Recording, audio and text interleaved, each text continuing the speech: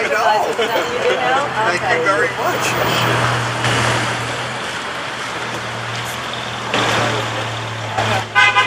I'm not saying no, really. Ready, guys? Wonderful. First off, thank you very much for coming. This really is a wonderful opportunity to be able to launch Paygo New York and to do it in beautiful Putnam County. I owe a special thank you to MaryEllen Odell, the county executive here in Putnam County. She's doing a tremendous job, and that's why we thought this was a perfect place to launch Paygo New York. Now, we're also joined by some great people behind me, town supervisors, local officials. We're also joined by Jonathan Drapkin from Patterns for Progress, Ira Cohen, again from Sullivan County, and a laundry list of tremendous innovators. And so we're going to go inside and we're going to be able to discuss some of the best ideas that are going on in this entire region. To better understand what Paygo New York is really all about, it is a statewide conversation about innovation, identifying some of the most innovative things that are going on across New York State, and addressing the reality, the new financial paradigm that we all face. It also is about identifying bureaucratic hurdles that are standing in the way of additional innovations. And on top of that, it is a unified call from all of us for no more unfunded or underfunded mandates. Now again, we are excited about what this means. Local government is critical to delivering the essential services people need across all of New York State. Local government is really the touch point for the citizens. We believe through Paygo New York, we can identify some of the most innovative ideas out there and be able to do some exciting things. In the report that this will culminate in October, you'll get two things. A list of some of the most innovative ideas out there, both to be able to help our state officials and local officials be able to identify those solutions. Plus, we will be able to bring forward hopefully actionable legislation to eliminate some of those regulatory and bureaucratic hurdles standing in the way of the kinds of great ideas that are out there in our community. What I'd like to do, before we get too far in there, we're going to go inside just a little bit for a working session. We thought it was really appropriate to do this in advance. We're going to roll up our sleeves and get to work. But we are very excited to be able to be joined here. And again, I hope you all understand how wonderful MaryEllen Odell is. Not only is she a wonderful county executive, she's been able to deliver the best weather we have had in weeks. And so with that, I'd like to introduce my friend and my colleague and our host, MaryEllen Odell. Thank you very much. I'd like to take credit for the weather, but that would put too much pressure on it for the next 18 months. I certainly would again like to welcome all of the member of the press and certainly my colleagues as elected officials, Supervisor Schmidt from the town of Carmel. I'd like to thank you for joining us. Our district attorney, Mr. Adam Levy, and everyone else. Welcome to the Hudson Valley region. Putnam County is the heart of the Hudson Valley region, and we're very, very proud to be hosting today. When I was speaking with Jonathan Drapkin and Steve Aquario up at NISAC, and they were describing to me what Mike's mission and his initiative was, it was my first reaction to say, hey, let's kick it off down here, because here in Putnam County we have been working very hard in trying to find some efficiencies and create some new initiatives that will lower taxes. And at the same time, as the county executive mentioned, still fight Albany with the crushing burden of unfunded mandates. And alongside some many great creative minds, including our district attorney, the Honorable James Reed, who is not able to attend today, my deputy county executive, Bruce Walker, who joins us, we're going to walk in that room and bring to the table some of our experiences and some of our initiatives. Just to highlight a few, one of which is a back-to-school sales tax holiday idea. We're asking for 10 days. We're asking for Albany and their cooperation, particularly in the Assembly, to allow Main Street to introduce themselves to the local residents and to visitors, and to waive the sales tax just for 10 days. It's nothing that we've invented. They do it across the nation, and it's a program that helps the families outfit their children. We're also here to advocate for early intervention and the pre-K program. We understand from our director, Susan Lamangelo, that she's not being rated appropriately. And this year she faced the devastation of closing her pre-K program. And the impact of that is long-term, both in dollars and in the social responsibility to our children. Those are just a couple of the ideas that we're going to walk in and spend a little time sharing ideas and strategizing. And again, it is always my honor to represent the people of Putnam County, to do my fair share in representing the Hudson Valley region. And I'd like to thank you all again for joining us today. Thank you. So what you hopefully are going to see, not just here, but all across the state of New York, is this idea of designing and creating and discussing some of the most innovative ideas in government and then looking towards replicating them. So we're excited about what Paygo New York can do and what its possibilities are. And so with that, I've asked for Patterns for Progress CEO Jonathan Drapkin to join us. And Jonathan, would you please say a few words? Mike, thank you very much. MaryEllen, thank you for hosting. Pattern is in this unique position of being able to think, push, and want people to be innovative. But we don't actually have to do it, and we don't actually have to answer to voters. Behind them to. That's what makes them both courageous, makes them leaders, and makes what they're doing starting today with Mike's tour of New York State to try to find new innovative solutions imperative in the atmosphere that we find ourselves today. And so we greatly commend all of the people that Mike will be working with starting today in an effort to look at and continue this in a very, very tough climate, because it is only with innovative ideas and innovative solutions that we're going to continue to make New York State, particularly the Hudson Valley, a place that people want to live and work, and it is just an important thing that they're doing today, and I'm looking forward to the conversation inside. Anytime there's a discussion about sharing services, consolidation of services, I'll be there, but it's really the folks behind me that really need to put their neck on the line to try to do this. And so I really thank you to you and MaryEllen very much, and everyone else that's here.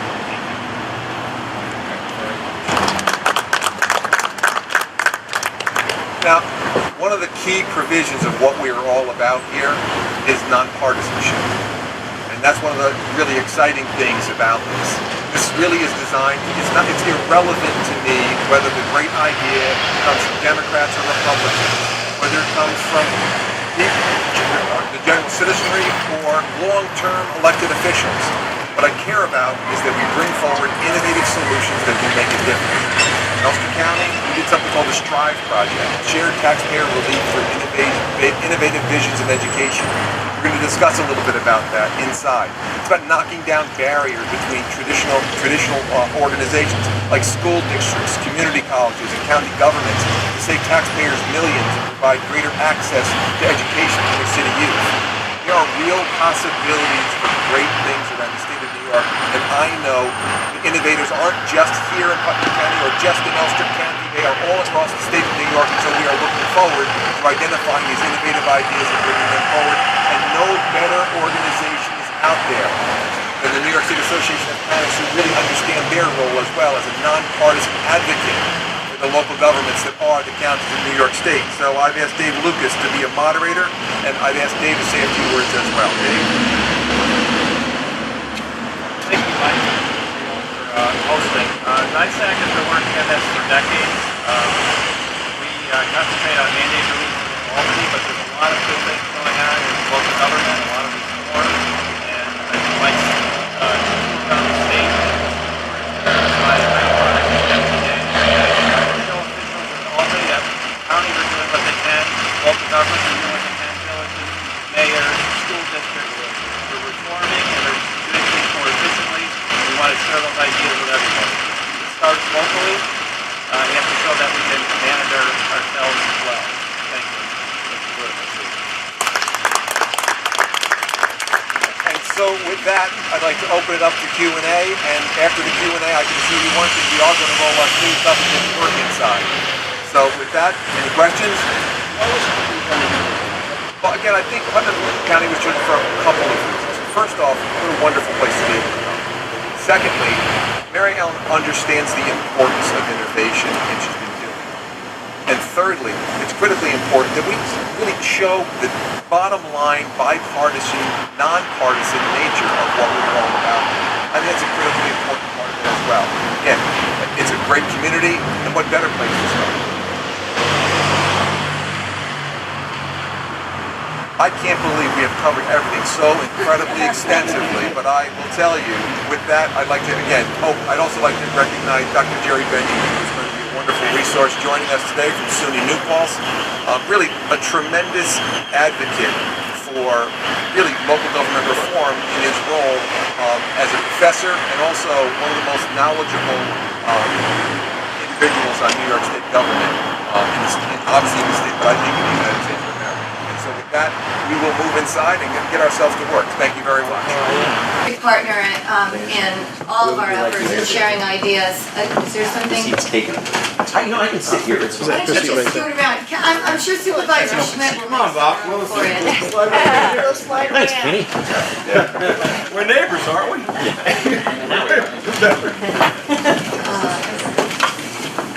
I'd also like to just take a moment and recognize and introduce some of the other members of the Putnam County Executive Team. We have our Commissioner of Finance, Mr. Bill Carlin, and our Commissioner of Health, Dr. Alan Beals, is with us. Our newly appointed President of the Economic Development Corporation, Megan Taylor, is here. I think many of you folks from Hudson Valley already know Megan and know of her accomplishments. And of course, I introduced earlier our Deputy County Executive, Mr. Bruce Walker, is also here. So thank you and welcome to our county. I don't know what direction you came in. Unfortunately, yesterday we took down our beautiful Row of Honor display where we displayed 100 Made in America flags in honor of those who have served our country honorably or just love their country honorably. And we will be putting them back up for Veterans Day.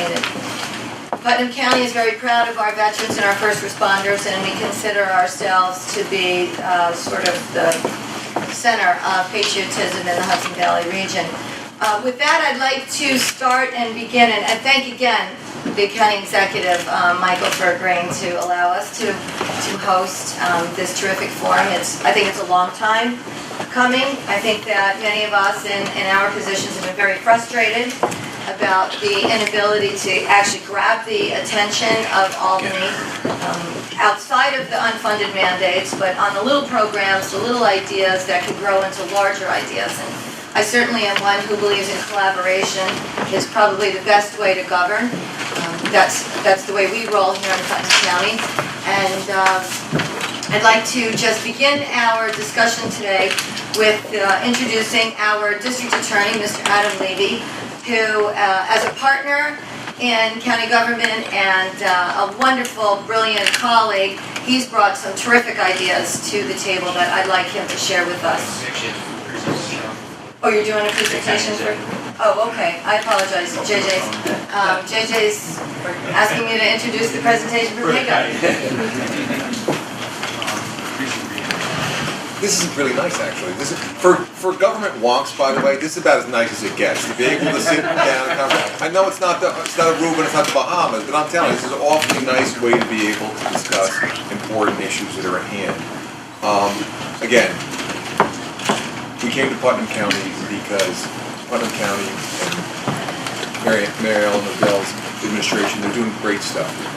But what I always tell everybody is, so are so many other places all across New York State.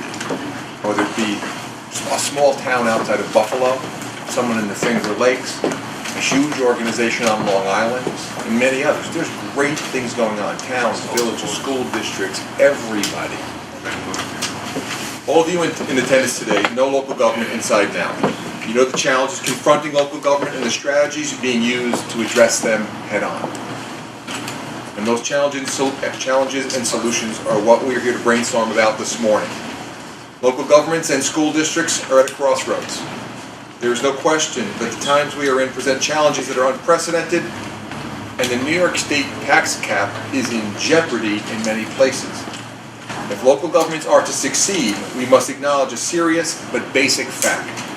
there will likely be limited resources to address growing needs for the foreseeable future. This basic reality is driving the urgency for both innovation and change in the evolution of government. At its heart, successful reforms include a willingness to think beyond traditional boundaries and implement transformational and sometimes controversial changes. And this is something each and every one of you know and recognize. I thank you for taking the time out of your busy schedules to join your colleagues for the first Paygo New York conversation. So I think it's fair to ask, what is Paygo New York? Paygo New York is about solutions. It's about bringing people and strategies together to develop real answers to our fiscal challenges. It's about identifying state and federal barriers to local government innovation. Paygo New York is about protecting taxpayers and the high-quality services we all rely upon. Just as everyday New Yorkers sit at the kitchen table to balance their resources, Paygo New York is about finding common-sense approaches to our local government finances. So when you think of Paygo New York, think of these three important components. First, it is an effort to highlight new and innovative solutions statewide at the county, city, village, town, and school district level. It also seeks to identify additional innovations that are being blocked by bureaucratic or regulatory hurdles. And it is a unified call from local partners for no additional unfunded or underfunded mandates. And just as important as what Paygo is what Paygo is not. Paygo is not a mandate relief tour, because with limited resources all around, I do not anticipate a massive state bailout. But when we do identify the need for changes to regulations and laws, we're going to advocate for fundamental reform. Governor Cuomo has taken some positive steps with Medicaid reform, budget reform, and workers' compensation reform, but there is still a great deal of work ahead. And Paygo New York seeks to build upon this. Paygo New York is a statewide conversation because throughout our state, local leaders like you are on the front lines doing the hard work and coming up with innovative strategies for avoiding fiscal distress, for protecting taxpayers and for preserving essential services, not just the mandated services, but other priority services that our communities demand and deserve. Though everyone is unique across the state, all levels of government as well as school districts are facing similar challenges. But too often, we've been on the front lines alone. Understandably, we've been spending our time solving problems, not talking about how we solve problems. Paygo New York is designed to foster good government solutions because everyone in this room recognizes that we are all in this together. I look forward to hearing creative ideas from committed leaders, and hopefully we can leave here today all learning a little bit from each other. And after stops throughout the state of New York, Paygo New York will culminate in a written report assembling the best ideas and sharing them with local and state officials. And it is our great hope that this will serve as a resource for stakeholders as we identify solutions and develop strategies. Paygo New York also looks to create actionable legislation to address those hurdles standing in the way of even more innovation. As the president of the County Executives Association and someone who believes in challenging the status quo, I have respectfully asked you here today to share your ideas, and it's only fair that I share some of what we've been doing in Ulster County as well. We're proud of what we've accomplished, just like many all around this table. In fact, because of our serious reforms, Ulster County's 2014 budget is poised to deliver the largest reduction in government spending in our county's history, while at the same time ensuring more services are available to people in need than ever before. To me, it's always about knocking down traditional boundaries. And so I'd like to talk briefly about something we call the Strive Project. We mentioned it outside, and I think maybe it's important that we discuss kind of what it's meant for us. Traditionally, the school district will have its challenges and its issues and will work autonomously. Traditionally, community colleges will have its challenges, and they will work autonomously, and then county governments as well. And in our community, we had a problem. We had a problem that's affecting many upstate communities. We had a city, the city of Kingston, in which the school district was graduating students at a rate of 70%. 58% for the Hispanic population, 50% for African Americans. It was a recipe for long-term generational poverty, and it couldn't continue. They also had decreasing population, so what was happening is they were closing elementary schools.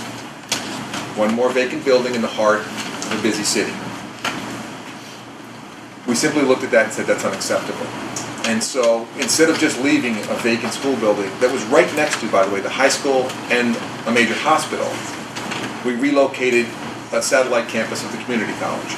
And this is a testament, again, to presidents of community colleges and school superintendents and the desire and understanding for doing things differently. They put everything aside and said, how can we make this a reality? And so right now we are in the middle of a process that will put a community college right next to the high school, making educational opportunities available for inner city youth in a way they have never been there before. If you can walk to high school, you can walk to college. In addition, the capital expenses have been embraced by both the government through state CFA dollars, as well as state SUNY capital money, as well as a situation in which the Dyson Foundation stepped in and for the first time in their history gave money to a county project. And so in this situation, there is no local match for this. We're excited to be able to do something like this, provide greater access to education to inner city youth in our community. Plus, by the way, internships right next to the hospital. We're very excited to have job training programs like we always talk about around the entire state, training our students for the jobs that are available and making sure that that is a reality. It also freed up some additional space for the county. The county had become a land baron over time, as many communities that can happen. County government, if what we do is just think about one more program and one more program, we buy more stuff. They all come off the tax rolls, and it doesn't make us a better organization. So by doing this, we're able to consolidate all of our health and human services in what was the former satellite campus for the community college, and get rid of and sell and put back on the tax rolls some additional properties, highly developable commercial properties. And so in the end, taxpayers benefit to the tune of tens of millions of dollars, and we provide better education by knocking down some of the traditional boundaries. That we're not alone. There are places all around this table and around this state where people are doing remarkable things. And so that's what Paygo New York is really built around, about making sure that we can discuss all of those things. We're going to open up the discussion in a few minutes, but I also want to thank everybody for coming here. We look forward to having a provocative discussion. I also know, by the way, that many of the ideas that we discuss are not easy and some of them are controversial. That's how it works in these times. But it's my pleasure to introduce the person that we're going to have moderate today's event for the Paygo New York Forum, and that is Dave Lucas. Dave is the Director of Finance and Intergovernmental Affairs for New York State Association of Counties, or NYSAC. He's that charming gentleman sitting right over there on the couch. Hopefully, if you don't know about what NYSAC is all about because you're not part of a county operation, I will tell you this. They're a wonderful, committed organization making sure that our voice is heard in Albany in ways that sometimes it can seem almost impossible. They can actually do the impossible. And so with that, I would like to introduce and personally recognize Dave Lucas. I was going to move up to the table. Thank you, JJ. From?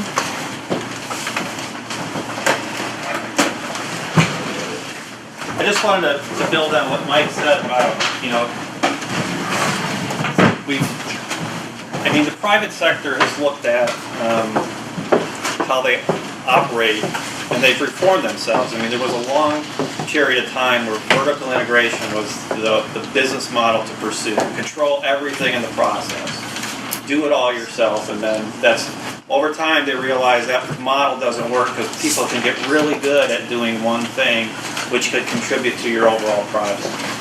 Government, in a way, has created these stovepipes as well, and they're much harder to break down, especially not even internally to your own government, versus cross-jurisdictional, like we have around the table. You have school districts, and I think the Stride Project is amazing that you were able to all work cooperatively together. There's only bits and pieces of me left after that. Yeah, Mike is right. Sometimes it's a brutal discussion about how you can work better together. And the idea, I don't want to leave off the table that there are unfunded mandates out there. We know that. NYSAC, one of the primary things we've done over the last 30 or 40 years since a lot of mandates started falling on county government, every level of government has their own little mandates they deal with, whether it's from the state, the federal government, or wherever, those are always going to be there, and part of what NISAC does is we advocate for the counties to help reduce those mandates or find a better way to do it at the local level, or do things need to move up the line back to the state. And that's something we do here with NISAC. We don't want to pass blame in this process. We're looking for good ideas. Like I said, we all understand the mandate issue. Everybody around this table has an idea or has probably done something. Consolidation project, work cooperatively with somebody else. Maybe you've done a joint application for a project. The governor's economic development regional councils has kind of forced people on the economic development side to come together and think regionally. There's a lot of things you can do in the back office. I'm not sure the BOCES representative made it today, but their entire function is to do cooperative help with the school districts. That's why they were created. And there's other entities that do the same thing. Patterns for Progress, Dr. Benjamin's, my institution over there is the idea of looking at ways of how can we work together. So we want to build on that. We want to work on that. So it's kind of a focus group format today. I want to go around the table first, have everybody introduce themselves, and right after that, since you have to be in court, we'll let you go first after that. But I just want to go around the table. We know who Mike is and MaryEllen. We just go around the table. Brian Cronum, the mayor of Tivoli. Michael Newhart, mayor of Village of Warwick. Robin Green, Superintendent, Washington Schools. Meredith Robson, City Administrator, City of Beacon. Kyle Roddy, mayor of the Village of Goshen. Ray Bryant, Superintendent in Warwick. Matt Alexander, Mayor of Wappingers Falls. Jean Walsh, Supervisor, Town of Rosendale. Jerry Benjamin from SUNY New Paltz. Bob Tandy, Supervisor, Town of Putnam Valley. Ken Schmidt, Supervisor of the great town of Palmer. You're rep today. Thank you for hosting, too. Jonathan Drafkin, Hudson Valley Patterns for Progress. Rosario Agostino, Superintendent, Rondette Valley. Ira Cohen, I'm the Sullivan County Treasurer. Adam Levy, Putnam County District Attorney. And I'm Dave Lucas with the Association of Counties. I'll also tell you, Jerry Benjamin is a wonderful resource for each and every one of them, and I encourage you to be able to reach out to the SUNY system, SUNY New Paltz. Again, an expert in the field. He redesigned how we do government. This TRIBE project that I was speaking about earlier, Kind of for Progress, was critically important in that entire process, helping us with important research in the process. So these are the kind of tools that we think are available for everybody as we knock down those boundaries. Now, And Michael also told me in a recent conversation some of the things I got wrong in the charter. that's my job. I didn't say you were perfect. He almost got me to admit error, but I'm still considering it. The other exciting thing is having the best mayor Tivoli has ever had join us today. We won't bring that back to the kids and pensions. But again, I want to make sure that we make sure that the district attorney is off to court, and we want to make sure he gets an opportunity to be able to say a few words about some of the exciting things that he's doing. I do appreciate the opportunity. Thank you. I'll be brief as I can. I believe that this was the room in which MaryEllen hosted the first fiscal vision committee meeting that I participated in many moons ago. And when we talk about collaboration, it could not be more accurate. When you're looking to change the system, when you're looking to make it better and make it appear to have more sense for the taxpayers, which is our obligation, you need collaboration. I don't pretend to know how to make the school district any better. That's not my area of expertise. MaryEllen asked me to come in to the Committee on Fiscal Vision and to participate as VA because I knew something about the criminal justice system. In each of your jurisdictions, you do have experts in all different areas of government. And and I would suggest, to the extent that you haven't done it already, to take a lead from MaryEllen and to reach out, whether it's across the aisle or in your same party, and to invite people in all different walks and all different areas of county government to find ways to make things better, to do things more efficiently. In Putnam County, MaryEllen asked me, Adam, what do you think we can do in the court system, the criminal justice system, to save some bucks for the taxpayers, while at the same time maintaining that high level of service and protection that the people in Putnam County, as I'm sure yours, expect from county government. Because if nothing else, right, if nothing else, your constituents want to feel safe in the homes that they live in and when their kids go to school. And so if if you're talking about saving money at the expense of the safety and welfare of your community, it's not going to work. But there are ways to save money, lots of it, in the criminal justice system. If you reach across the aisle, and if you're willing to make tough decisions, because it is controversial. And as all you know, I'm not going to tell you anything you don't know, when you make those suggestions, and whether it's a school district or in the mayor's office or what have you, if you make a decision on an issue, you're bound to piss off at least one group. And that means that as elected officials, you need to have the courage, the political courage, to stand up for what is right. One group? Exactly, if you're lucky. There's usually one loudest group, whether they're coming in with a block of voters or what have you, that jeopardize your political futures, right? You gotta have the political courage to say, you know what, I was hired to do a job, I was elected to do a job, I was appointed to do a job, and it's not necessarily an easy one. And so in Putnam County, for instance, I suggested to MaryEllen that you start looking at three different areas. Three areas. One had to do with the way in which drug and defendants who were arrested for drug offenses and alcohol offenses were treated in the criminal justice system. I'm a DA. You're supposed to be real tough. We're supposed to be the ones who put them in jail and lock them away if they commit a crime. But having been involved in the system for over 20 years, I realized that that wasn't, quite frankly, getting the most bang for our buck as a community, and it wasn't making our communities any safer. So I suggested to MaryEllen that we look at expanding the treatment court program in Putnam County for those defendants who were accused of and convicted of nonviolent drug offenses or alcohol offenses. Is there a way that we can provide them with additional services in the criminal justice system while ensuring that they take responsibility for what they did? Take responsibility in DA terms means plead guilty. And plead guilty to their offense, and they are offered an opportunity to address their alcohol addiction or drug addiction.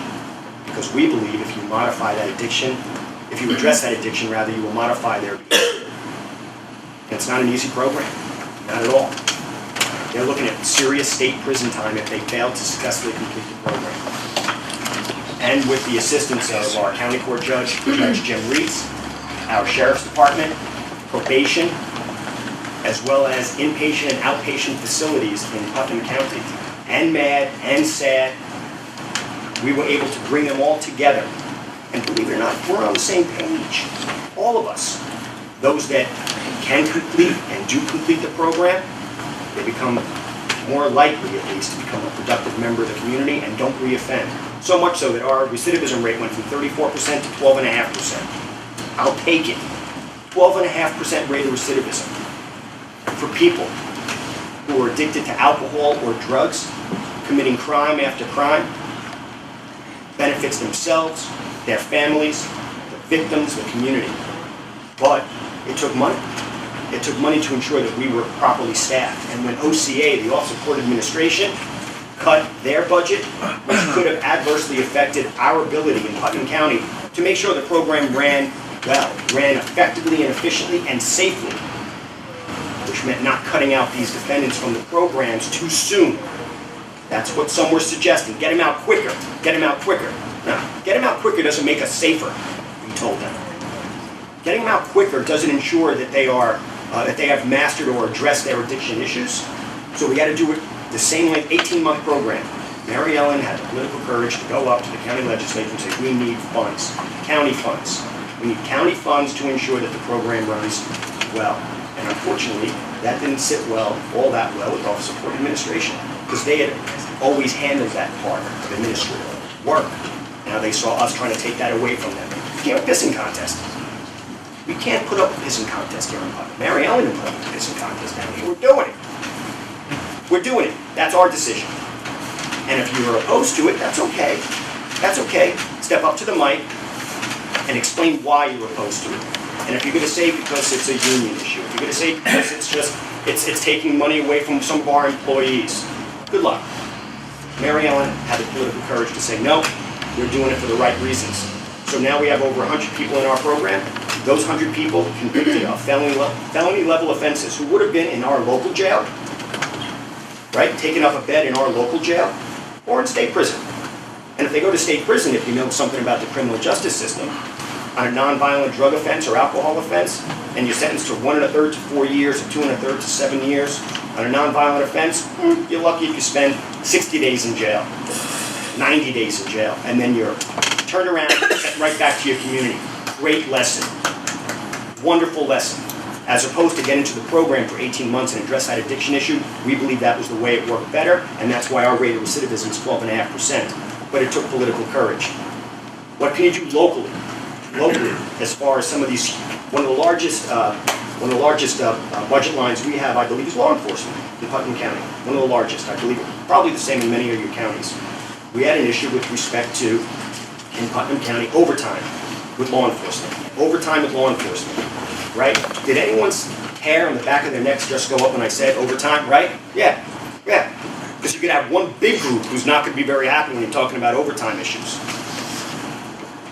Law enforcement overtime issues. MaryEllen said, Adam, is there a way? It was last year's budget. Everyone, all department heads, and I consider myself a department head. I'm an elected official, I'm a department head. MaryEllen said, Adam, do you see any other way that we can save money? The issue with the treatment court that you did worked out really well. Great, saved money, works for the community, anything else. And I said, well, overtime. How can we address the overtime issue? Well, the overtime issue can be addressed in part if we stop having certain law enforcement officers, deputies or police officers, and I worked with Kenny Schmidt also as town supervisor over in Carmel.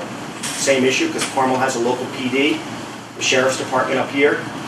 Kent does as well, Kent PD, and I took the lead from state police. Can you believe that, actually taking the lead from the state? Because what they did is they stopped their state troopers from appearing in local justice courts to appear and prosecute their own traffic summonses, saving millions. But who's going to do it? You all have town attorneys. The mayor's got town attorneys, right? You can just add that as an additional responsibility at a fraction of the cost. So I said to MaryEllen, that would seem to make sense. Hundreds of thousands of dollars out of our budget. Taxpayers, protected. Hey, Adam, I don't want to cut you off, but I want to make sure we move the discussion around. But Perfect. You raise a lot of excellent points, and it actually raises a question I was going to ask later, but how many of you actually meet with your counterparts, your other local government officials on a regular basis? You guys, I mean, this is a perfect forum here, I mean, as an example. Because you don't know where the problems are, or where there could be joint solutions if you don't meet at all. I know that within our organizations we tend to meet a lot. County officials always meet with each other, the DAs meet with each other, the mayors have NICOM, they meet, the school districts meet, they do their thing. But, you know, if you're not talking to each other, that's a big part of it. If you don't know where someone's problem is, you can't find a joint solution. Let me just end very quickly then. And the last was video conferencing. Video conferencing, once again, within the criminal justice system, simply allows correction officers to have defendants actually appear in courtrooms at the jail via video conferencing. It avoids the need to transport. You save cars, you save gas, you save overtime issues in the transportation of inmates. You can imagine that there are going to be some groups who aren't going to be opposed, who are going to be opposed to that. Yeah, that requires a state law change actually to do it broadly. And we talked at this forum today, and I want to thank the district attorney for taking the time, and I do understand that everyone does have some ideas, but this is a really, we could just give 30 seconds more for this, because this is a very strong issue, because it covers a whole myriad of areas that we struggle with. Listen, it just makes sense for us. Because it makes sense for our community doesn't necessarily say it's going to make sense for your communities. The only way you're going to know that is if you speak to those in your communities who understand the criminal justice system. Those who have the right reasons in mind, doing it for the right reasons, not for the political reasons and not to garner the support of one party over another. In our community, it will work. Because we have the assistance and collaboration. MaryEllen made sure when she started out, DA's office, Legal Aid Society, local judges, defense bar. Everybody seemed to be on board. And we did get the state change and the local change. And it just was all about having the courage to get the ball rolling, understanding there's going to be a group or two who may be opposed to it. But if it brings safety, fiscal responsibility, and it makes sense to everyone, why the hell not? We got to have the courage to look forward and to avoid those who obviously who are in it for the other reasons. Did you get a change to state law just for specific to Putnam County? We had to have the law changed for Putnam. There are already other counties that allow video conferencing. Because if you can do that, it seems to me you can allow video conferencing for attorneys to see clients, which it seems to me is the big stumbling block towards regional jail. There's lots of other uses of technology, video medical diagnosis, for example, in jails, cutting down on the transportation of prisoners and the public safety risk of transporting them.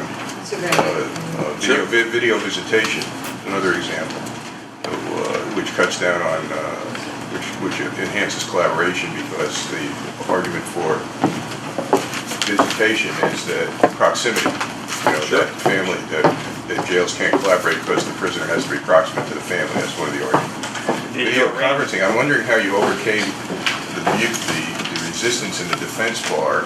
Many defense attorneys argue that they need to have person-to-person consultation with clients at least part of the time to be effective. Was that an issue in this campaign? Seeing how I'm DA, but I'm also a recovering defense attorney. I'm sorry, Bob Tendy. I'm sorry to hear that. I'll ignore it. Yeah, and I'm recovering DA. I know you are. The fact is that we have the support of the defense bar as well as the Legal Aid Society. Those of us who know the criminal justice system know the way to have face-to-face and to represent your clients well is to do that interview face-to-face. And if your client is in custody, and we're talking about clients that are actually in custody waiting to have their case adjudicated in court, the best place to meet your client is one-on-one in the jail, in the visiting room where you have privacy and you have time. What defense attorneys will do to make it easier for themselves is to have those private conversations that are supposed to be informative, and you're giving your clients your advice, take the plea, don't take the plea, try the case, don't try the case, right? They're doing that while they're shackled together in court with 6 other inmates shackled next to them with 3 court officers behind. I explained to my defense bar, that's not the way to represent your clients. So you should be having your one-on-one interviews explaining the outline, right, of the case, the pros and cons, privately, in the jail, in a private room. There's no reason for you to have that you're not going to have a one-on-one in the court facility because they're shackled together. And if you do need one-on-one and video conferencing, so they are in the jail, their attorneys in court, if you need a private conversation, our policy and all policies require access to a one-on-one phone call outside the earshot of the judge or anyone else in a separate room. And the defense bar understands it makes sense. Just because it might be easier for certain defense attorneys to have those conferences in court, it doesn't mean that's the right way to represent your client. And as a defense attorney up here, having worked with my defense bar, they know that I knew what I was talking about. That's why we had their support.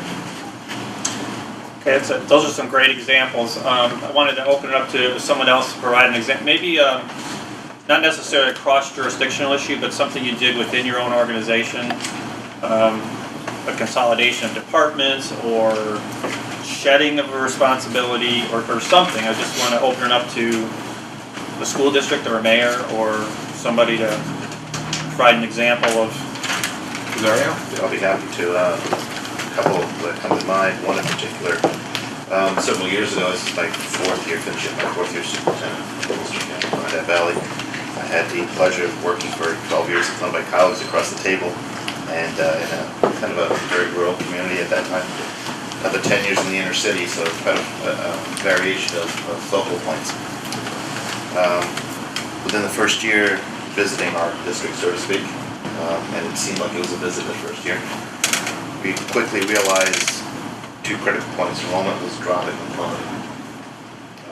Capacity of our buildings was nowhere near where it needed to be. We were working at 50% capacity of the buildings.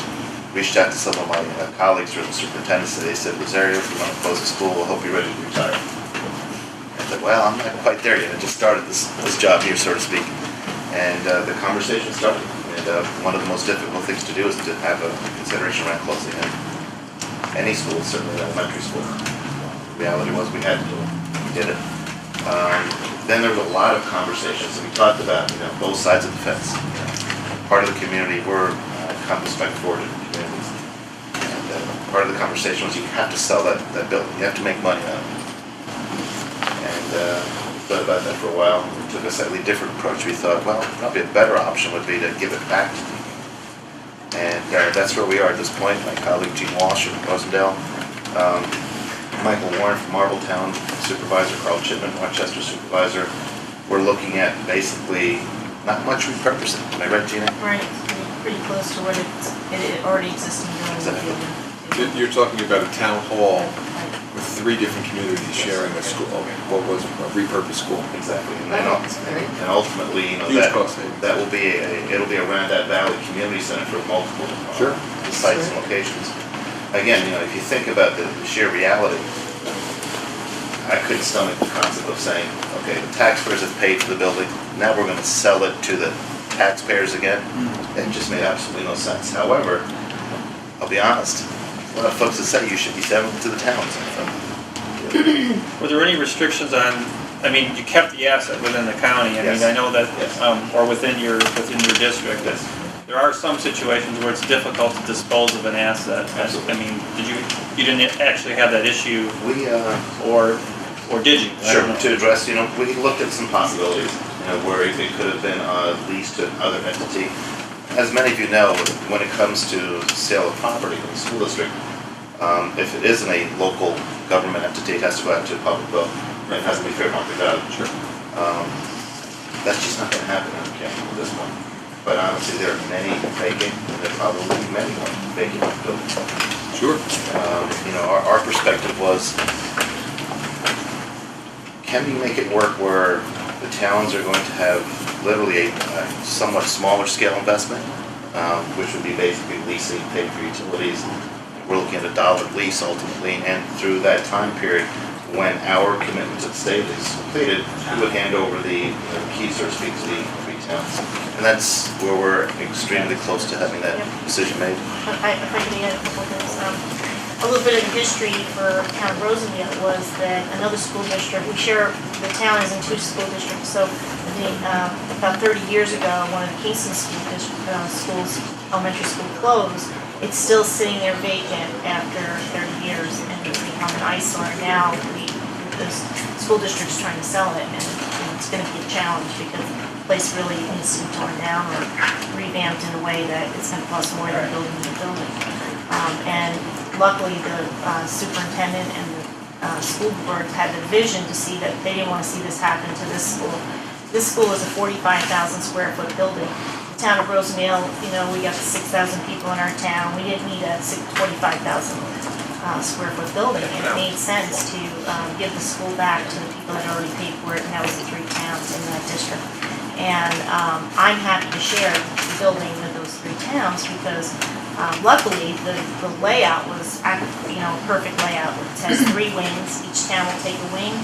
And then the main wing, the main area corridor that connects it will house our police department, a shared court, and then we'll have our gymnasium, and the cafeteria will be areas that we can use for community service. We're already brainstorming about the different things we can now provide to 3 communities rather than just 1. Like after-school programs. That's a great idea. Yeah, that's a great idea. What are the 3 towns? The 3 towns are the town of Rochester, town of Marbletown, and town of Rosendale. It is in the town of Rosendale, but it's 50 feet from the border of Marbletown. So Marbletown, it's not much of a stretch. We are working on some legislation to get the other 2 towns able to legally operate in our town. Is there an annexation sort of thing, or just? No, they're just gonna, you know. State authorization. Oh, do you? Okay. Yeah. And, you know, I think that once we're in there, I also see the opportunity for many new shared service ideas, which we kind of, you know, we're all looking at, let's just move in there, take our space, and the first step is just a shared building. We'll have some shared services to start out with, because obviously you're going to care for the building, and that'll be shared. We're going to share the courtroom, but we're still going to be 3 courts. But, you know, there's possibilities down the road where we start to examine each department and each thing that we do, and how can we combine services even more. I'm very thankful to Rosario and the school board for having this for, you know, look at this vision of what, you know, what makes sense. And So we already are a town with, actually have an empty Catholic school also in our town. So this was going to be a nightmare for us to have 3 empty schools in our town. And so the reuse of this school it's no brainer, and it's in very good condition. It's not like we can basically pack up and move in. And to be honest, I'm planning on doing a resolution, signing the contract next week. So Great. That's fantastic. We talked about shared services. A few years ago, the Village of Tivoli, we did away with our zoning officer. And what we've now done is we now contract with the town of Red Hook, and we utilize their zoning enforcement officers. They have 2. But we were very careful that we didn't want to lose the character of our village, so we kept our zoning board. So we have eliminated the zoning enforcement officer from the village, but we still have our own zoning board. And that was something that we were very concerned about, losing that. It's kind of like Maryberry, if you've ever been to Tivoli, everybody really knows everybody. And we're concerned about losing that because you've got these very old homes and these old riverfront estates in the Village of Tivoli, and then you have the town of Red Hook, which has the Hannaford and has 2 stewards and the gas stations, and so zoning is a little differently there. We didn't want to have that kind of zoning come into the Village of Tivoli. So you talk about shared services. If there's one thing that I could add is that make sure you maintain that within your own community. You don't lose what makes your own community unique, because that was the biggest argument that we had coming from the residents, that because they hadn't heard the whole story. They only heard what they wanted to hear. So when they heard that we were doing away with zoning, they thought we were doing away with our own board. And we had literally people up in arms that had been, 3rd generation residents on the Village, and they were concerned about seeing a Hannaford or stewards put up in our small village. So, but right now it's worked. It's been a few years. We contract with them, and they come up, I guess, once a week, and they sit in the village offices. But they've much better equipment system than we had at the time. We can utilize them. We were able to do grant applications with other towns throughout Dutchess County because now we're using them. So that's one thing that I'm happy about. That's our zoning approach. Ryan, how did you satisfy the concerns of your constituents that you were going to lose that feel of your village? How did you get the word out there? We put it out. I think we even did a press release that we were going to actually have a public hearing on it. And literally, the zoning enforcement officer who was going to be losing his job stacked the room. I mean, we walked into that room shocked that we saw about 50 people in the room. That never happens. Yeah. But we had never seen before. On an issue like zoning, we were shocked at that many people coming out. But this gentleman, because he was losing his job, only gave half of the story. And so I think we did about 2 public hearings actually. And I was deputy mayor at the time, and the mayor and we actually sat separately. We went to people's homes and did these roundtable discussions with them and ensured them you're still going to have the same zoning that you had. It's just a different approach. And these permits that have been hanging out there for so long. Well, we've got a computer system now that will give us a pop-up to show that this permit is still hanging out there. We need to take some action on it. It took a while. Probably took about 6 months for people to realize that they weren't losing anything. If anything, they were going to gain. But it took a while, but because I only heard half the story. But 3 years now, it's been working. I think Brian brings up a good point about one of the biggest roadblocks that I see for that. One of the barriers we see a lot is when people are asked to consolidate with the neighboring town, or the village is going to dissolve and become part of the town. Dr. Benjamin may know the stats better than me, but it's like 9 out of 10, these always fail. And I don't know if it's the process is designed backwards a little bit, where you're voting to dissolve before you really have a plan for It's not bad enough. replacement. It's not bad enough yet. Well, that could As be long worse. as, we're closing our second school. And we can talk about the things that we've done. Yesterday at Jonathan's conference, I was struck by Congressman Maloney's comment about do what you can until you do what you want.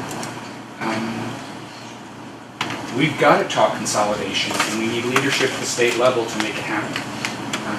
In our town, there are 3 school districts, 3 superintendents, 3 business offices, 3 transportation offices, and about 5,800 kids. Our town supervisor has done a great job of bringing us together, trying to talk consolidation, but I think it's not bad enough. We are the alcoholic that still has a wedding ring to sell and a bike that he can hawk. And as long as voters are willing to pass a budget, it's not going to change.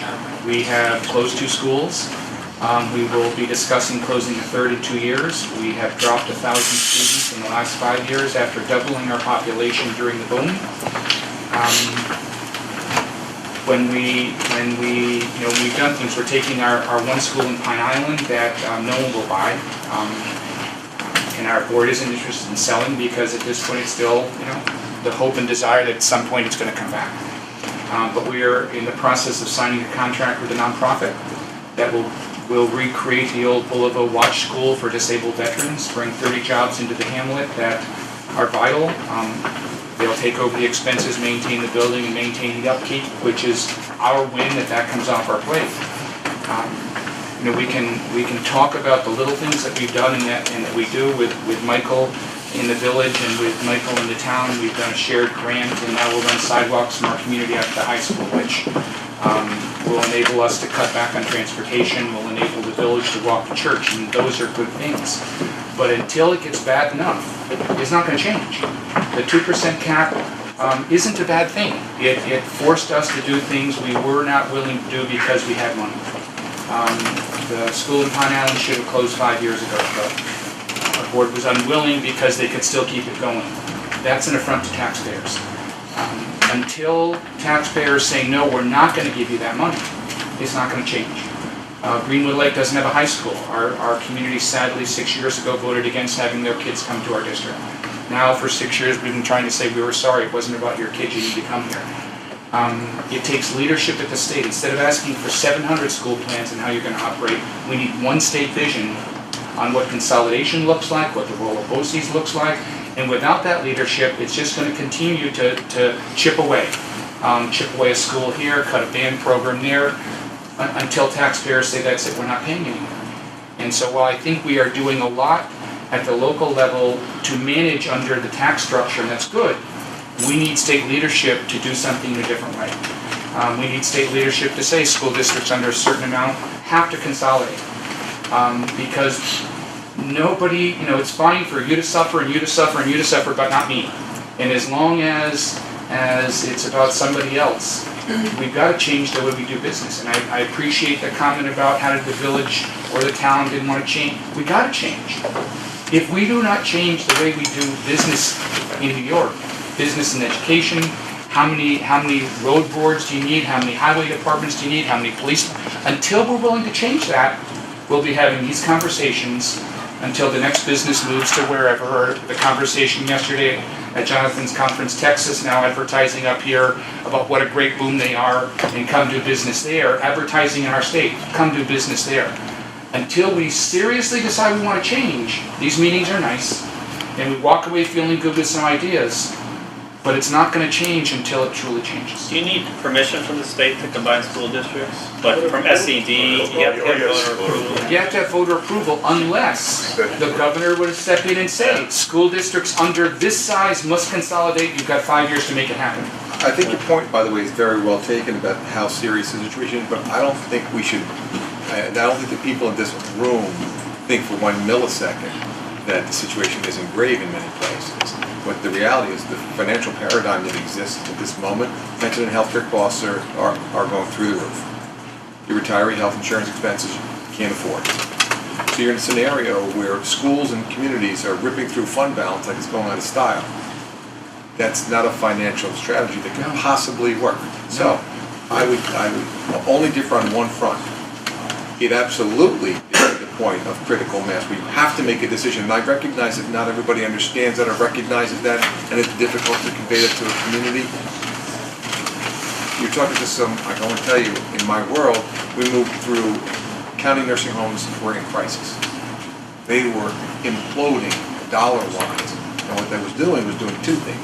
Putting the quality of healthcare at risk, putting access to healthcare at risk, and ultimately putting the communities in a situation where all the other services that you were supporting by funding that to a place where you just literally couldn't do it. But they couldn't get through the sale. So we worked with many partners in the process to help design a new model to deal with county nursing homes in crisis. If I get pulled away in 2 seconds, it's going to be from the state DOH, where the county finalizes the transition out of the nursing home business. And that means $11.25 million to the county and an $8.8 million reduction in annual expense. High quality care stays, jobs stay, and it can go really bad. Right now in Suffolk County, they're closing their nursing home. Closing it. 300 jobs lost, families displaced, building not utilized, and by the way, in the process, they've lost access to a almost $30 million sale.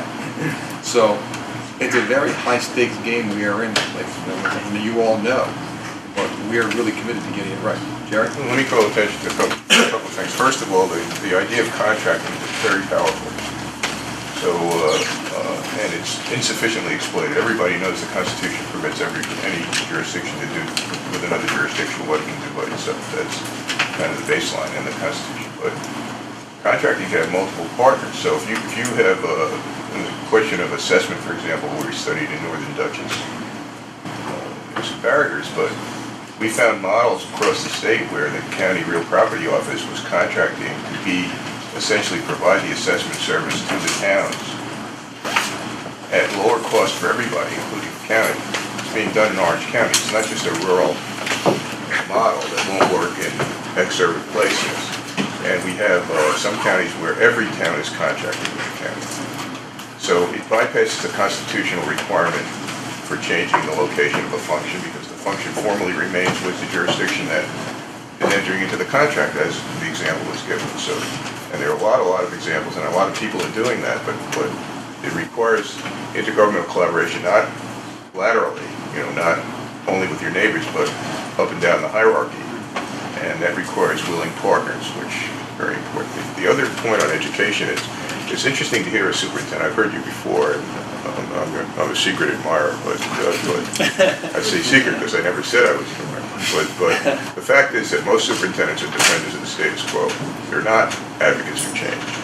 And so when we talk to our BOCES superintendent, he has that constituency. He's a state agent, a state official, as well as a local service deliverer. And so what the university can do is be a venue for a discussion of a different paradigm, just a discussion. So interestingly, the School Boards Association in the county comes to us and says, these are the elected officials who are running these schools or think they're running the schools. It's a little complicated, as you know. And so we want to talk about the future of education in Ulster County. Well, from my point of view, that's extraordinarily important because it's taking a different geographic assumption about education. It's not what are we going to get, whether we're going to get this school district or that school district to collaborate with each other. It's the county has to have this conversation, and essentially the leadership of the members of the School Board Association has brought the BOCES superintendent to the table, has brought the superintendents to say, well, we want to be in on helping define this conversation. Well, that's buy-in. So now there's going to be a countywide conversation on the future of education and that's a perfect prospect for this county because it's geographically possible, and it's geographically attractive. It's a relatively small in square miles. I don't want to offend any small in square miles jurisdiction. So generating that conversation brings people into the room. There's one other thing that, and may begin or advance the change process.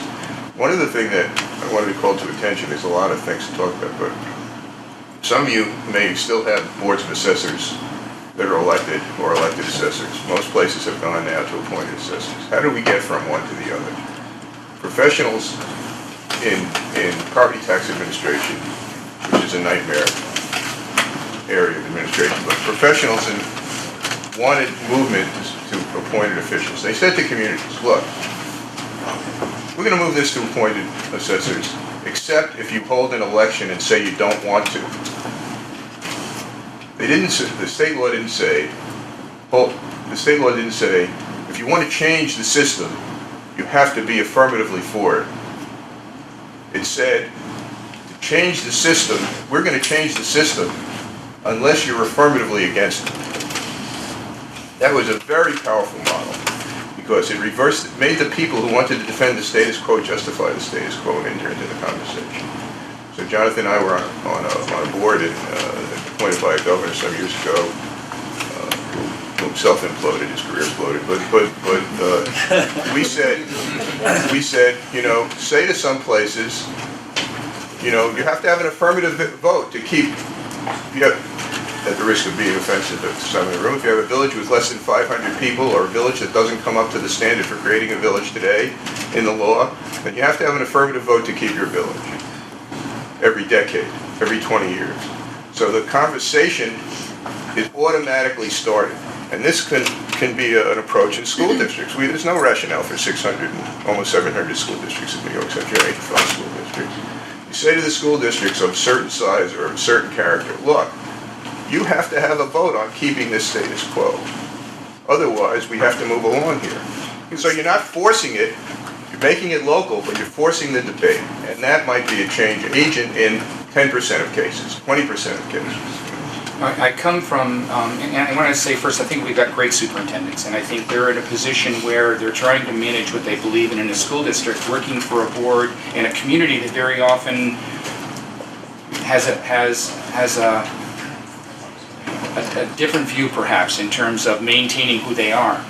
I come from years working in Maryland, 22 counties in the city of Baltimore. And a funding district, I think that's the other thing as superintendents we would advocate for. We've got to look at the funding mechanism. It can't continue in the backs of property owners. In Maryland, for an example, it comes through a state tax and a piggyback tax in your county. And it takes that whole discussion out of the hands of the superintendent of trying to get a budget passed every year and working with a county executive to get a budget put together. Those are discussions we've got to have before we say no to something. I'm not sure we even know most of the time what we're saying no to. And that's the whole consolidation. We can't even get the discussion on the table to say this is what it would look like or this is what it would be. How do we get a discussion in the state going that the way we fund public education now, I think is certainly in our community, you know, with the tax structure as it is, it prevents people from buying homes now. It prevents business from coming into our community. And we don't necessarily need more kids. More kids cost us a lot to educate. We need to figure out how do we have that balance between business and ratables and people coming in to live in our community. In a community that's 88% funded by homes and not a balance of business, those are discussions we've got to have. And you know, looking at it in terms of the role of BOCES and the role of a county school district and what that would look like, at least we've got to have the conversations to say, no, we don't want that. But if we don't know what it is, we're never going to have the option to talk against it. One other point I would make, you know, is I'm always dangerous on these subjects. One county should step forward and say, we're going to try this. And the state should say, you know, if we can find a county that will step forward and do a radically different model for the delivery of education. Remember, we're talking about 2/3 of the property tax levy, 60 to 65% of the property tax levy is going in each county, the state is going for education. Most of it. We will provide these incentives, and then we're going to have a review 5 years out, 3 years out, 5 years out, 7 years out. There has to be a reversibility kind of dimension to it, at least the prospect of that. Demonstrate an alternative. Don't just talk about an alternative. I mean, we're dealing with somebody at the outset of this meeting talked about the private sector, public sector. There's a very famous quote from Peter Drucker, less quoted now than he used to be, and it showed that every successful business organization reinvented itself within a 20-year cycle, and if it didn't, it failed. And we haven't reinvented ourselves in 200 years. Well, that's fair enough. We did incremental change, a lot of incremental change.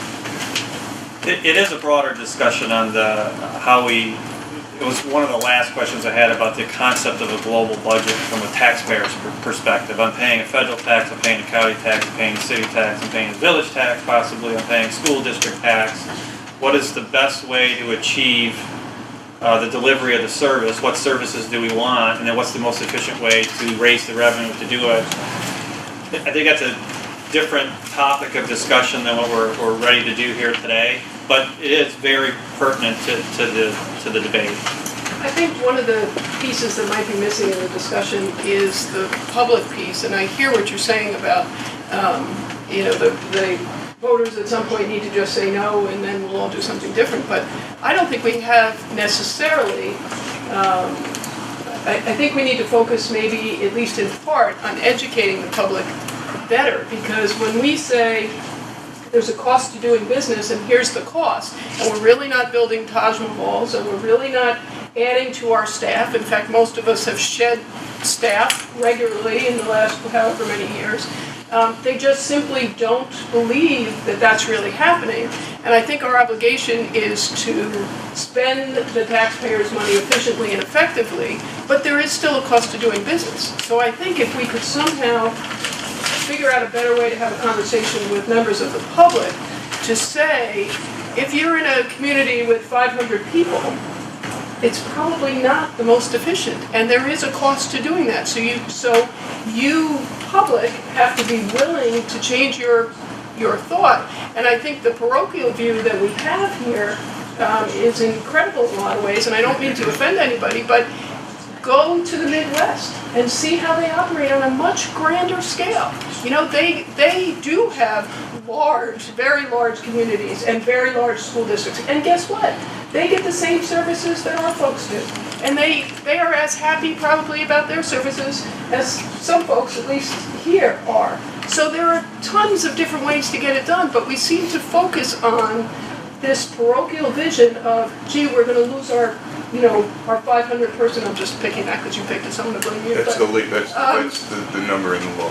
So, I think we have to broaden the conversation with the public too, because we can all do only so much, and we're all trying to do all of that, but there has to be some recognition, I think, on the part of the public that we can't operate the way we've been doing. And yes, it might mean that there are changes to how you're delivering services. So instead of having 3 small communities having their own community, municipal center that they can walk to maybe, okay, so maybe for a couple of them they have to get in a car and they have to drive.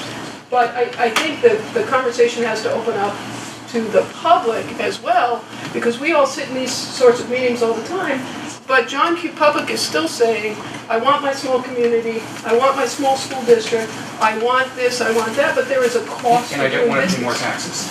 And I don't want to pay more taxes, exactly. And there's just, that equation doesn't work. So I would suggest that we need to open up the dialogue and figure out a better way to communicate to the public about all of the millions of things that we're all trying to do. Yeah, and I think that's part of the purpose here is to identify the things we are doing that are within our control. But ongoing education, that's a never-ending process. Is reinventing yourself. You have to educate. And another question I had on my list is, do voters really know what they're getting for the tax dollars that they collect? I mean, that they're paying. And this is a broader discussion. I mean, we're trying to focus today a little bit more on, any efficiencies you've had. And Matt, you've had your hand raised a few times, so I want to give an example of something or just a question or. Well, as a village mayor, I've had this we're in 2 towns, very complicated, with a creek running through the middle. One town, the largest in Dutchess County, has a police force, one of the most expensive in Dutchess County. The other town has no police force. We have our own police force that runs pretty lean and mean. I think when it comes to my community, and one of the, we're looking for opportunities to partner with other communities for services when it fits the bill. But I have a 5,000 to 6,000 sometimes people in 1 square mile. We're urban in 2 semi-rural suburban towns, and our goals and our understanding of what our services are about are very different. My town values sidewalks.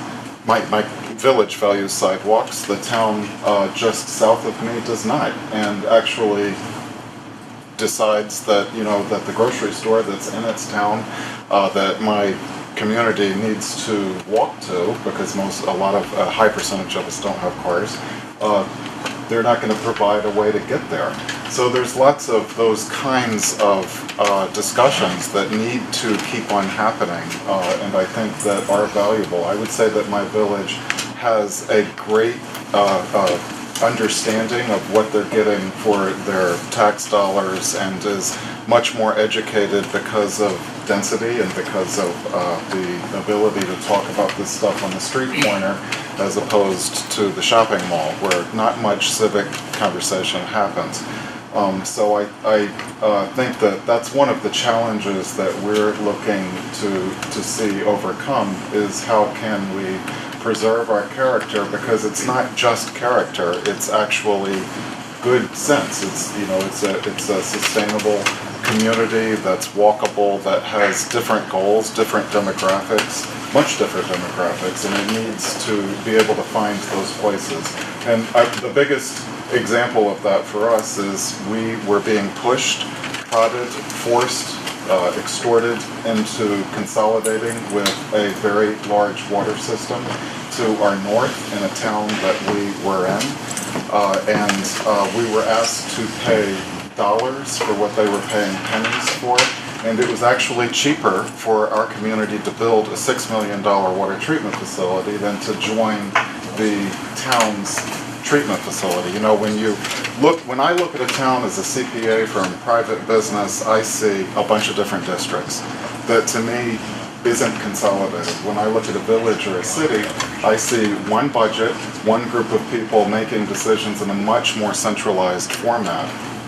You know, case in point, my fire department is $50 a household.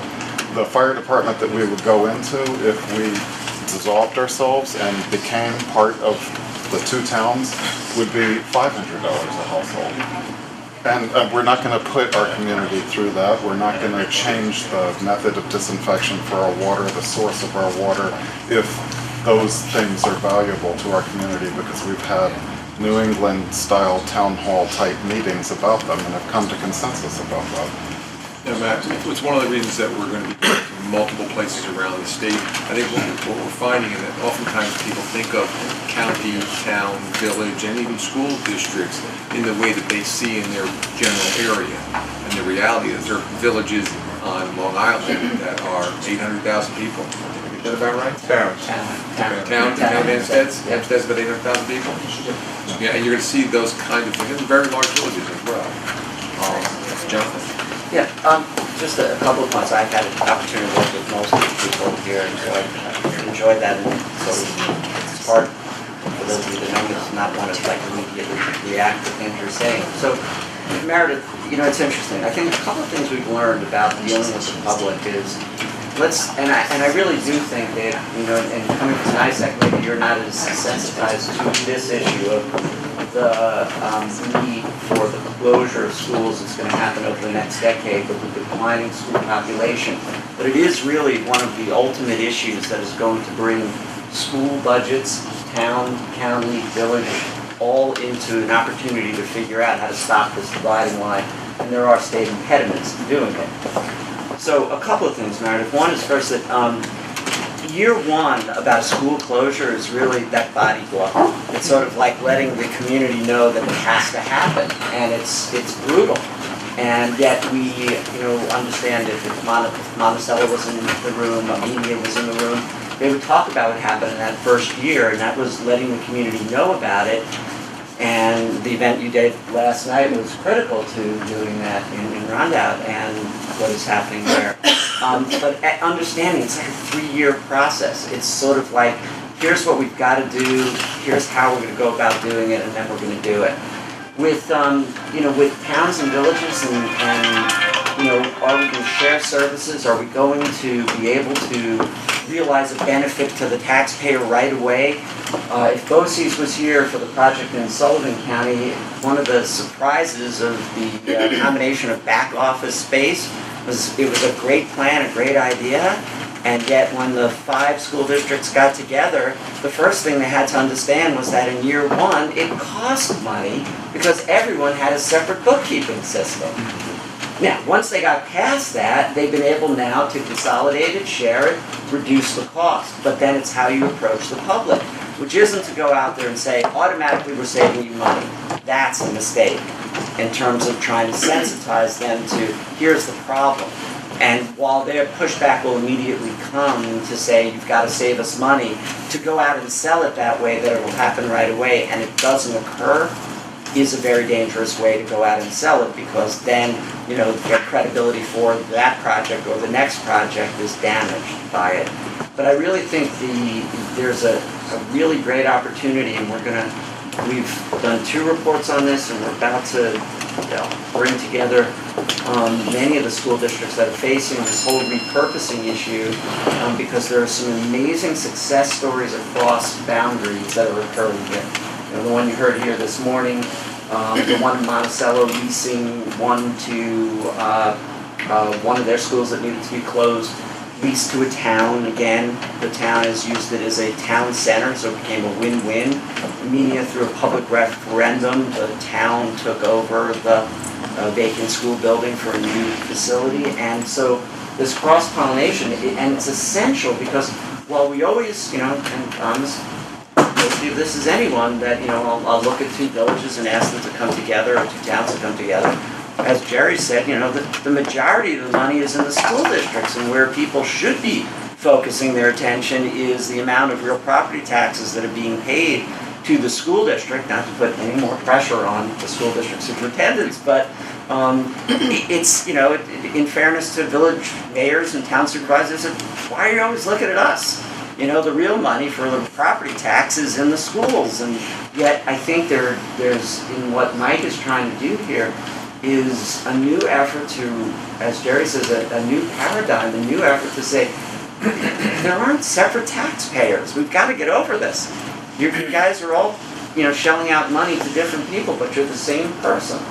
And, how Mike worked in Kingston, where, was it a total of 4 elementary schools have to be closed in Kingston, I think? Yeah, that was easy. Yeah, so you've got 1 down, 3 to go. Mm-hmm. So I think that's why the conversation is absolutely critical, and so, just a reaction. But again, I think it's important to recognize in that scenario, the superintendent, and to his credit, identified this reality. They were, and I couldn't say it any better than he did. He said, we were a 6,700 per child school district masquerading as a 10,000 student school district. And that became a problem. Okay, that's what was going on there. And again, being able to rally community support, there's been a referendum, it did pass, the property was transitioned over. So all these things are doable in the process. It may be helpful in that, and thinking of Jonathan sitting here. The immediate response we've heard, and I'm sure anybody who closes a school, is you're inept, you don't know what you're doing, there's tons of money in your budget, if only you managed it better, you don't need to do this. And it doesn't help when the controller comes in with one of their audits, because it just exacerbates the situation that we're already dealing with. We're currently responding to, we could save money in transportation if we put more kids on buses. Brilliant comment. Of course, in our community, it would mean a 2-hour bus ride each way, or kids walking 1.5 miles to a bus stop, but it makes a great headline for them. If we had, and we brought in a group of business people last year to review our budget, it's almost like there was an independent group that had value and prestige, and maybe it's New Paltz, whatever, that could come in and say, their budget's pretty damn good. It's not about there's hidden money, it's not about they could skim something. This is the problem you're confronted with. That might help in that process, because there's such tremendous distrust that, if we actually had somebody in our exit survey believe that the school district gets a bonus from the state for closing a school because it takes a cost structure out of the mechanism. And trying to deal with that kind of insanity. I'll only tell you, if you get bonuses for that stuff, I'm really upset. Yeah, tell me about it. But I think that would be helpful, and whether it's Patterns for Progress or, somebody to come in, because the layperson comes in and looks at Robbie's budget and goes, well, how come you've got staff development? You don't need to do that. Or why don't you cut your, without a level of understanding. That, to me, would be a great benefit. Or even if we could do it across the village and the town enough, so that somehow looking at budgets and saying, hey, yeah, that budget's sound, there's no hidden fluff in there, this is the reality of what we need to do to move forward, because that I think has been our biggest struggle, and we're in a day and age that if you have a thought, it goes online instantly. And if you have a thought, the paper will print it irrespective of what you say, and you don't even have to put your name there anymore. So that whole communication process within communities is another good discussion point of how do you manage that kind of conversation, that kind of feedback. We're constantly on the defensive and don't get a chance to be proactive. a lot of opportunities. Just very briefly, I don't want to offend the mayor because I don't know him. I might want to offend if I knew him better. But it might be that if you had one jurisdiction, you'd get your sidewalk. Because that would be a problem for that one jurisdiction, responding to a large number of its constituents. I'm not a presumptive advocate of eliminating villages. I think that's just a stupid idea. Eliminating classes of governments or without regard to the circumstances on the ground has been often advocated, and it's not intelligent. In fact, the classes of governments aren't intelligent. They include great diversity.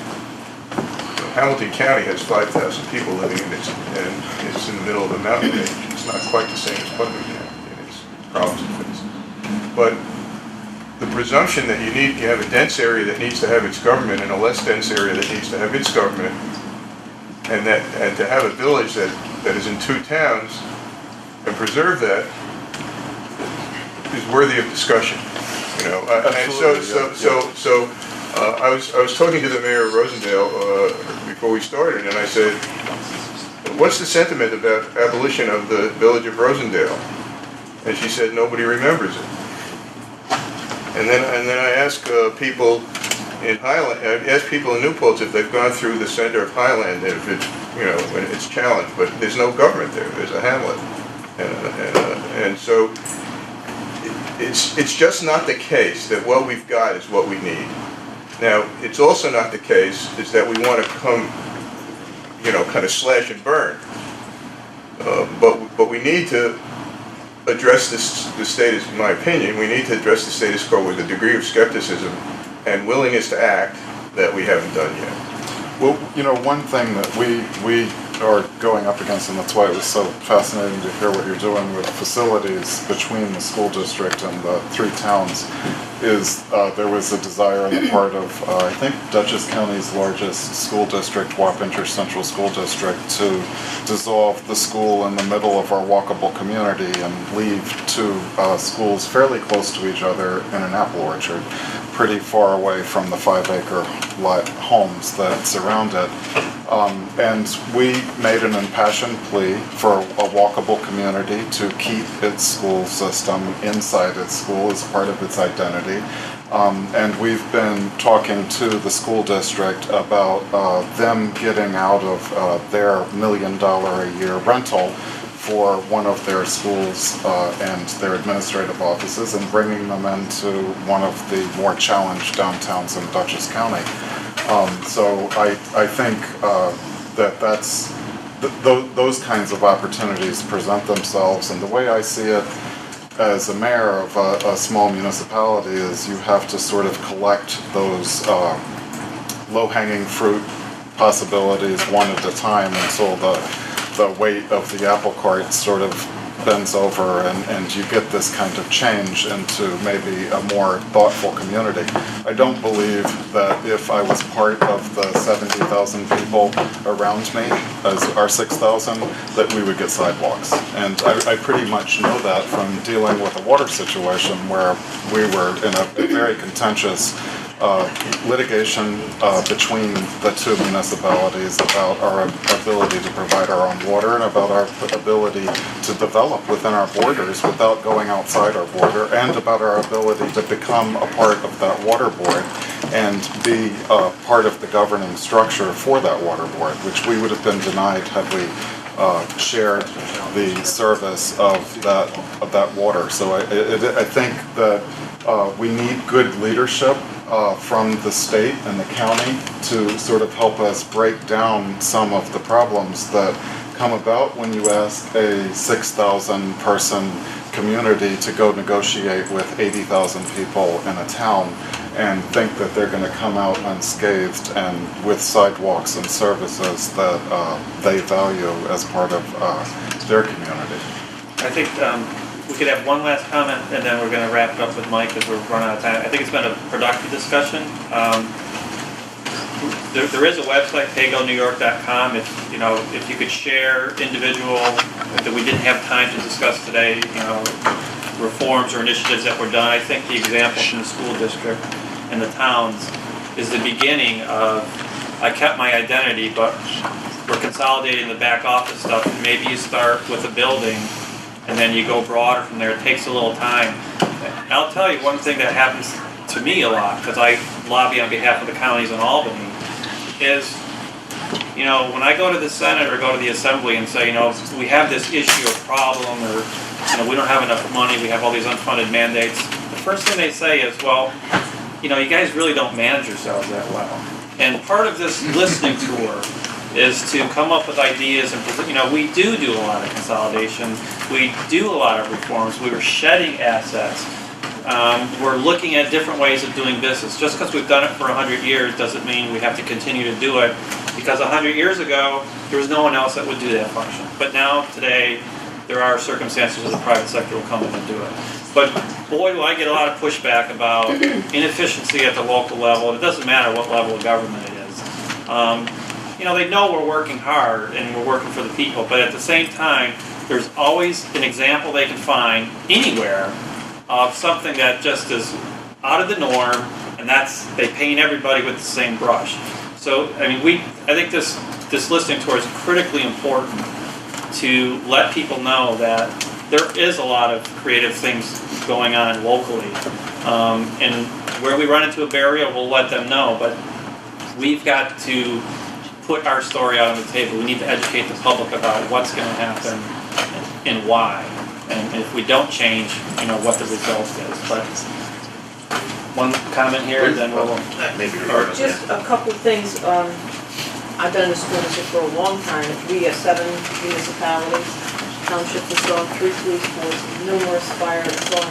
And one of the things that we've done is to understand that it's the same taxpayers. And so we meet once a month with all of the representatives, whatever they may be, a supervisor, mayor, trustee, etc. And it's our point committee, and what we've been able to do is, we're the largest folks as a school district, we're quite large.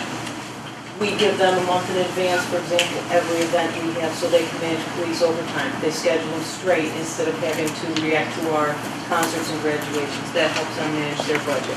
We do all the training, our facilities are open. So the fire department, or trains in our pool, trains in our building. We have technology, obviously we have the expertise. So we do all of their technology for them. We have written the joint grant with fingerprinting.